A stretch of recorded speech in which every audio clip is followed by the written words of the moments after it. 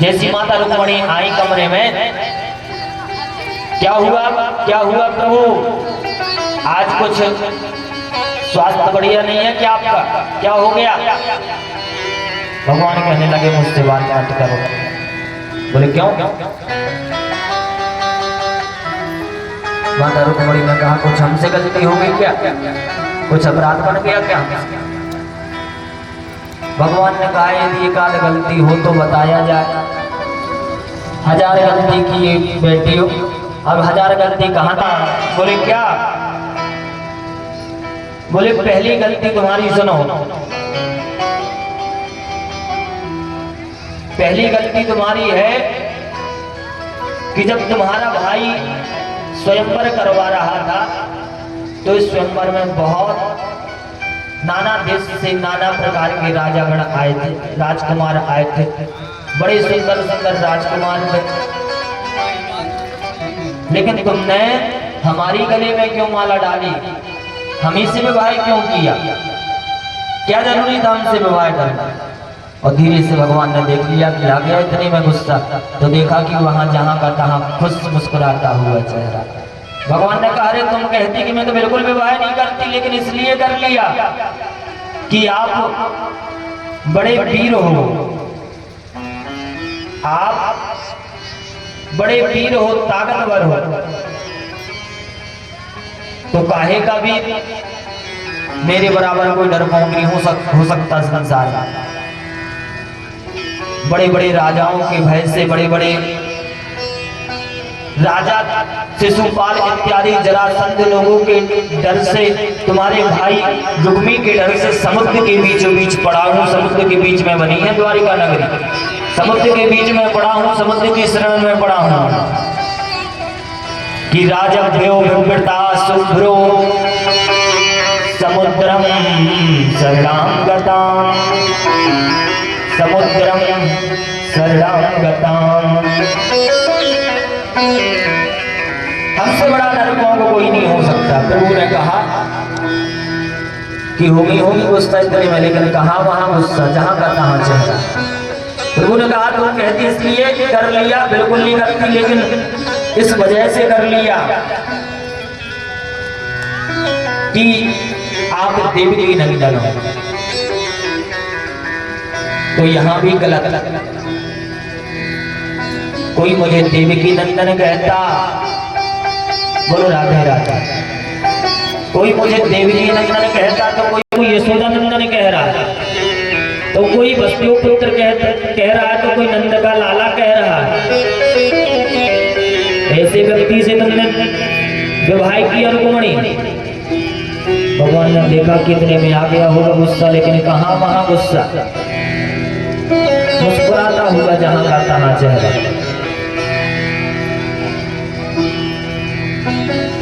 अजी तुम कहती कि मैं बिल्कुल विवाह नहीं करती, लेकिन इसलिए कर लिया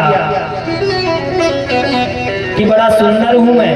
सुनो काहे का सुंदर, जन्म से मेरो नाम कन्हुआ, राज सिंहासन कबू मिलो ना, जब से कालिया नाम को नथो मैंने, तब से और मैं कालो पड़ गयो। राजगद्दी कभी प्राप्त हुई नहीं, बड़े बड़े राजाओं के डर से महाराज यहाँ वहां भागता फिरता हूँ। दुनिया मुझसे प्रेम करने की जगह ईर्ष्या करती है। ऐसे व्यक्ति से तुमने विवाह किया। भगवान ने लास्ट बात कही, मतलब रुक्मणी को क्रोध दिलाने के लिए। और ये बात कही जब रुक्मणी के 6 पुत्र हो चुके थे। रुक्मणी यदि तुम चाहो तो अभी भी कुछ नहीं बिगड़ा, कहो तो शिशुपाल से बात कर लो, विचार हो तो शिशुपाल से बात करके तुम्हारा विवाह शिशुपाल के साथ करवा दे। तब रुक्मणी मैया के चेहरे पर क्रोध नहीं आया, लेकिन क्रोध की जगह रुक्मणी मैया को महाराज मोक्षा आ गई। और बैठे बैठे रुक्मणी मैया अपने स्थान पर जमीन पर बैठे बैठे गिर पड़ी। पहुंच रहे हैं, चौथे हाथ से भगवान रुक्मणी मैया को जल पिला रहे हैं और कह रहे हैं अरे रुक्मणी भूल हो गई क्या हमसे, मैं थोड़ा विनोदी विनोदी स्वभाव का हूँ ना, ज्यादा नटखट हूँ, इसलिए कुछ अटपटी बातें आपसे बोलती, लेकिन हमारा कुछ ऐसा विचार नहीं था। वो तो ऐसा था कि मैंने तुम्हारे, लेकिन तुम परेशान नहीं होना, ऐसा कुछ नहीं है। तब रुक्मणी मैया ने कहा कि प्रभु आपने जो कहा, जितना कहा, कुछ भी गलत नहीं कहा। आपने कहा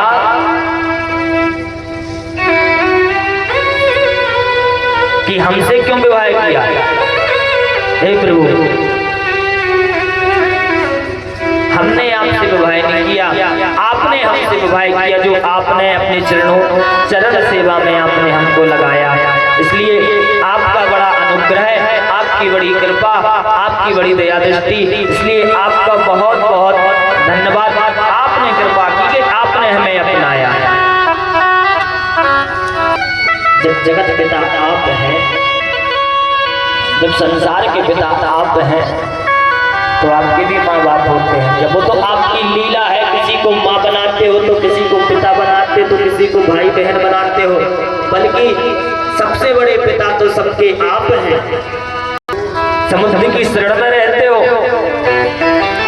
सत्यम भयादिव गुणे उरुकमांत सेते समुद्र उपलम्भन मात्र आत्मा नित्यम कदिन्द्रिया गुणैकृत विग्रहास्त्वं तत्सेव कैन्द्रप पदं विविधोत्तमो धम्म।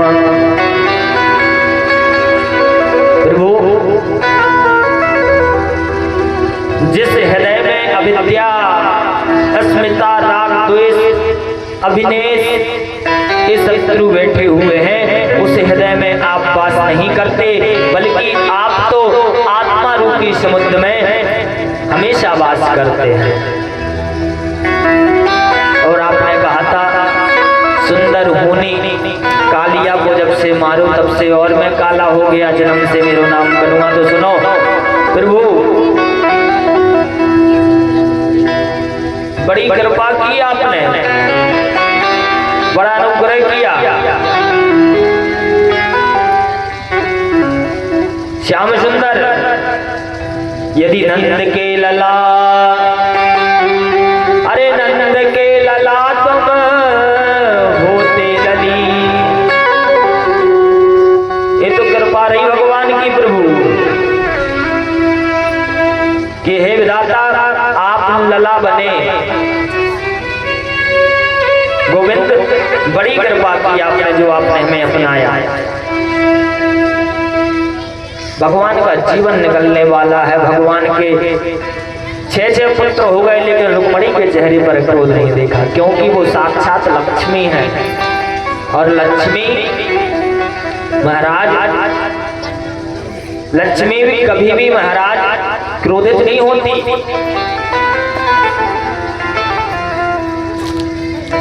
सज्जनों ध्यान देना, घर की माताएं जो होती हैं, घर की लक्ष्मी होती हैं, उनको ज्यादा घर में महाराज 4 बातों को सुन करके रहना चाहिए। 4 बातें यदि कोई हमसे कह भी दे तो उनको सुन लेना चाहिए, क्योंकि नारी शक्ति ऐसी शक्ति है कि महाराज घर को चाहे तो महाराज स्वर्ग बना दे, और घर को चाहे तो नरक भी बना देती है। इसलिए सज्जनों, नारी का सम्मान, नारी का आदर, क्योंकि नारी जो होती है शक्ति होती है, शक्ति स्वरूपणी होती है, और घर की लक्ष्मी होती है। सज्जनों, माता रुक्मणी का और अन्य रानियों का भी हमारे गोविंद बड़ा सम्मान, बड़ा आदर करते हैं।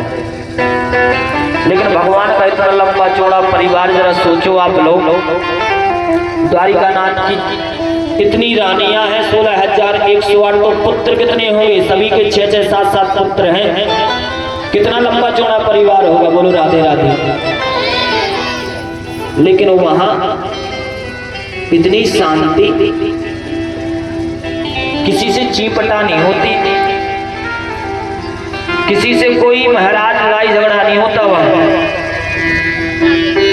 और अपने घर में यदि एक बहू मिल जाए सास को तो महाराज उतने में सुबह नहीं तो शाम, शाम नहीं तो सुबह। और बहाना क्या रहता है, महाराज जब 4 बासन घर में रहेंगे तो वो तो खड़खड़ाएंगे ना, ये बिल्कुल गलत बात है। यहाँ देखो कितने वासन हैं, कितना लंबा चौड़ा परिवार है द्वारिकानाथ का, लेकिन यहाँ पर महाराज शांति सुख शांति इतनी बनी हुई है, किसी की किसी प्रकार से चीपटा नहीं होती।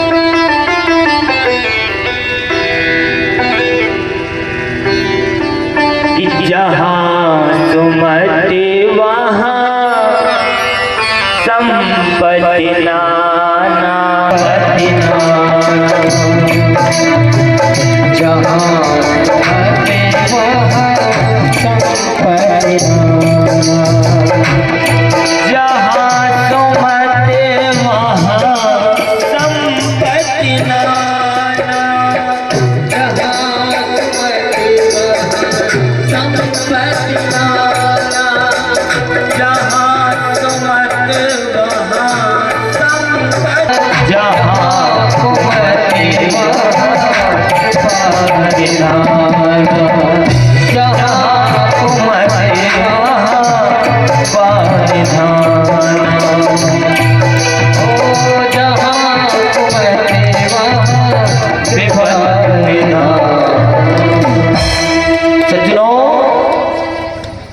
जहां पर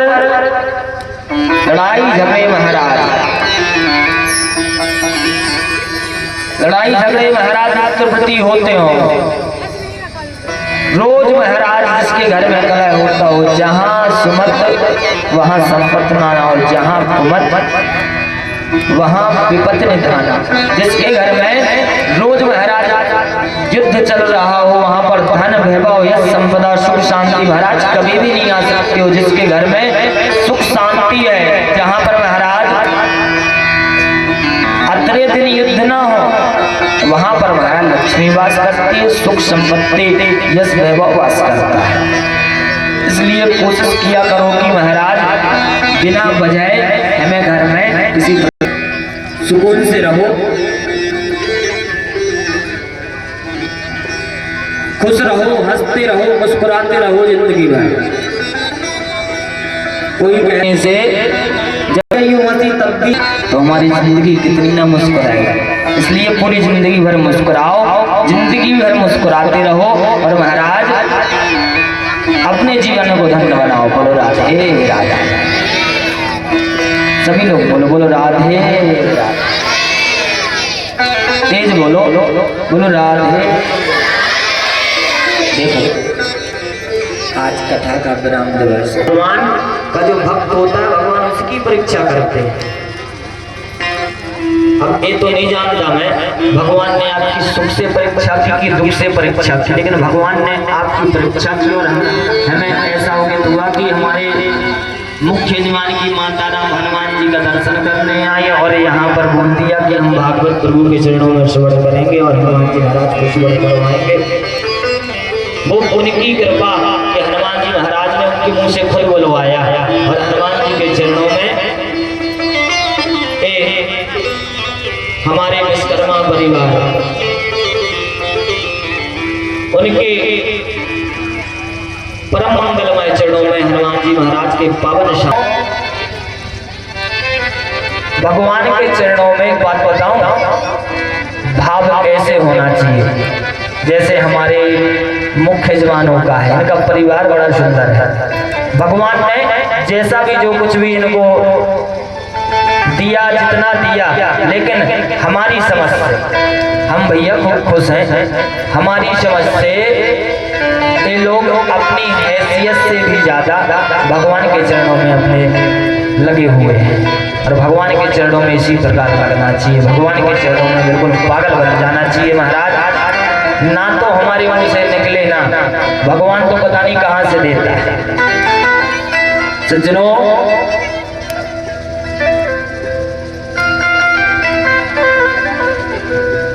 प्रिय भक्तों, 7 दिन की कथा है और 7वां दिन आज है। आज विराम दिवस है। अब कल से ना कोई आपको यहाँ पर बुलाएगा, कल केवल भंडारा खाने आ जाना। कल शाम से मतलब हम नहीं बुलाएंगे ना, हम राधे रात आधा घंटा 1 घंटा की और बच्ची को अपने घर में लेकर के आओ,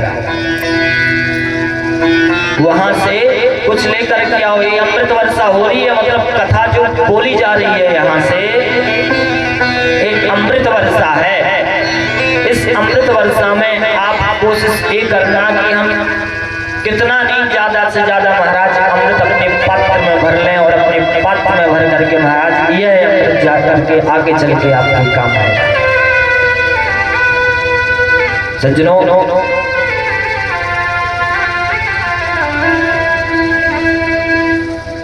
समय व्यर्थ नहीं गवाना चाहिए,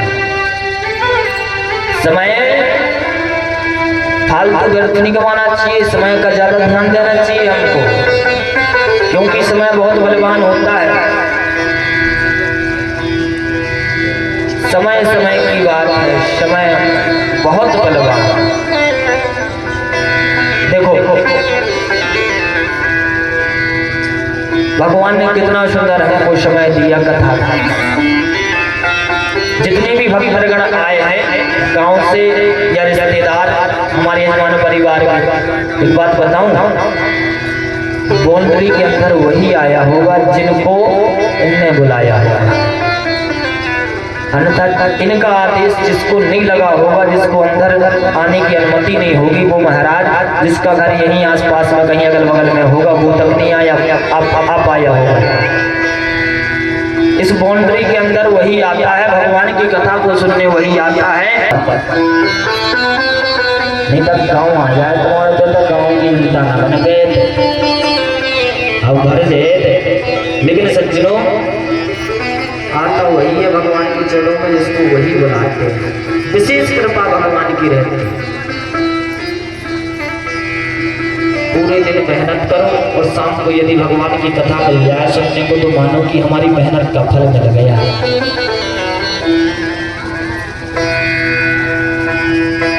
श्री सुखदेव जी महाराज कहते हैं, राजन अब हम सभी को सुदामा चरित्र की ओर चलना चाहिए, जिसमें भगवान का और द्वारिका नाथ का और जरासंध महाराज प्रभु के परम भक्त की कथा को महाराज श्रवण करवाने लगे। सुनो सभी लोग सुदामा चरित्र, बड़ी सुंदर कथा है कि कृष्णास्तीत सखा ब्राह्मणो ब्रह्मवित्तम प्रशांतात्मा जितेंद्रिया। सज्जनों, एक भगवान श्री कृष्ण का परम मित्र बचपन का सखा था जिसका नाम सुदामा था। कृष्णास्तीत सखा काश्चित्, बड़ा सुंदर सखा था महाराज सुदामा।